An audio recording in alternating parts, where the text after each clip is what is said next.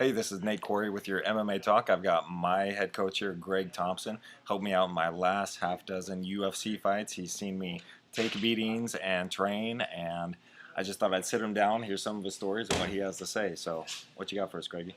Oh, okay. Well, I can start it off with when Nate decided to come back from his spinal fusion surgery and resume his UFC career. I helped him with his first fight, and every competitive fighter out there has um, you know internal motivators, internal triggers that really motivate them to train hard and put themselves mentally in a place to prepare and be effective in that fight. And with Nate, he's got an emotional trigger about his daughter. So he was getting close to his first fight back, I know where this is going. and so we're trying to make the most. The last week before you travel to UFC is not really so much trying to get the person in shape. It's just trying to keep fresh in their head what the game plan is and get them in there feeling confident and ready to go. Just having them in a good mental place to compete and perform. So Nate had this suggestion that I went in the middle of a heavy sparring round, where we have boxing gloves on, so we tend to throw the leather a little harder and everything like that. He suggested that you should mention something about my daughter. Maybe Pete Sell's trying to take food out of my daughter's mouth, something to that effect. It's been a while, but I remember in the middle of the round, I'm on bottom, he's on top in my guard, and I start saying that, and he goes from a good working sparring pace to just Captain Caveman. I mean, and he was throwing elbows with bad intentions, and thank God I just kind of turtled up with my forearms in front of my face, so I didn't eat those elbows clean. But even if you're blocking that stuff, it's just brutal. So after about 10 or 12 of those in the round ending, and he's up on his feet and still semi fired up for my statement, I'm lying in a heap on the mat, and I said something to the effect of, "That was a terrible idea. I'm not going to do that again." Yeah, I recall that well. It was that was definitely a difficult journey, getting ready for the Pete Cell fight. I was in a bad place coming from leaving Team Quest.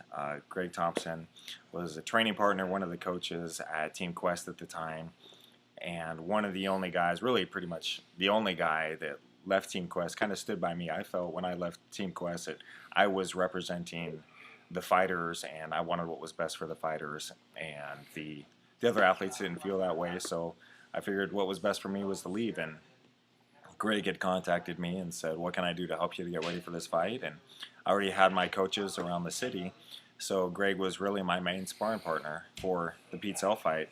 And yeah, I said that if I ever seem like I'm slacking or not giving 100%, just tell me. Uh, what was it exactly? Pete Cell was trying to take food out of your daughter's mouth. And when he said that during that round, I just sat up from laying down in his guard and I yelled, "You son of a bitch!"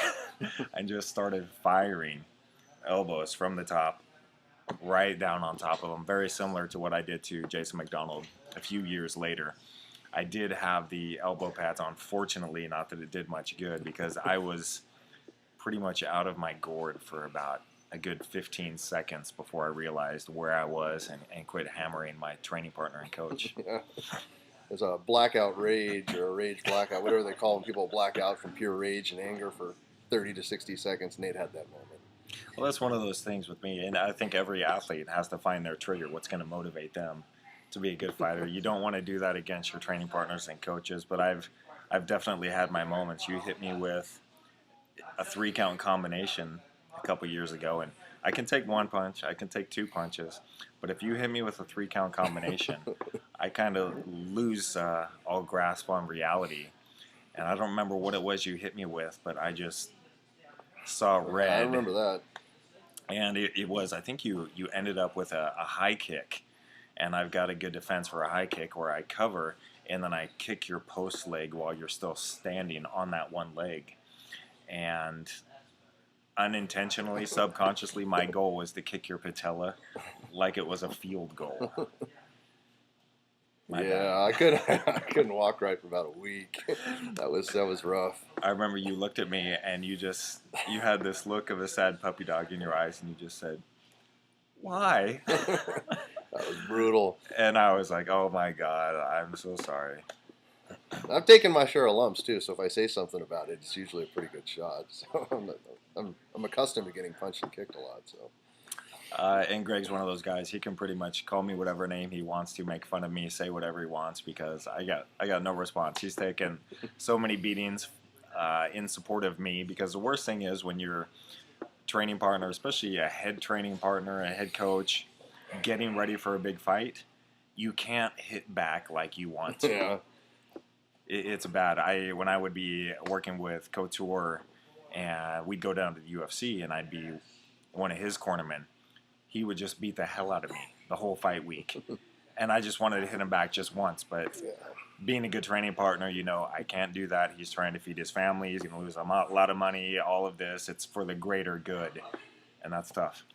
yeah. You're kind of a human punching bag for a few months, and then it settles down for a few weeks, and then it starts all over again. Human punching bag a couple times a week, and it ends and starts over again. It's a vicious cycle. You got me once good in that camp. I remember you. What did you throw? You threw a jab or something like that because you knew I was gonna step. Mm-hmm. And he's got crazy childbearing hips. He can kick anybody in the head. It's ridiculous. So he throws something to get me to move to the side and follows it up with a head kick right on the jaw and just drops me. And I have not been dropped in practice pretty much ever in 16 years. Chris Lieben hit me with a spinning whirlwind of a shot. Dan Henderson broke my nose. Other guys shattered my nose.